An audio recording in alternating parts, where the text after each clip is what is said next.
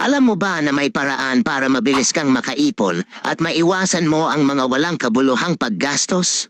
Psychology Facts Part 32. Panoorin mo dahil makakatulong ito sa'yo. Kung isa kang palagastos at wala kang halos naiipon, subukan mo ang epektibong paraan na ginagawa ng mga Chinese sa paghawak ng pera, ang tinatawag nilang 10:1 rule. Halimbawa, kung sumasahod ka sa isang buwan ng 10,000, itabi mo ang 9,000 at pilitin mong pagkasyahin ang 1,000 sa isang buwan. Alam kong nakakatawa at mahirap itong gawin dahil imposible naman talagang magkasya ang 1,000 sa isang buwan. Pero ang layunin lang naman kasi ng rule na ito ay di lang para makaipon ka, kundi para turuan ka na maging matipid as possible.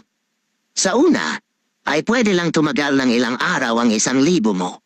Pero habang tumatagal, mamamalayan mo na lang na napapagkasya mo na pala ang 1,000 mo ng 1 o 2 linggo. Walang mali kung gagawin mo ito, dahil hinahanda mo lang ang sarili mo sa kagipitan. Mas mabuti ng handa, dahil di mo alam kung kailan ka mangangailangan.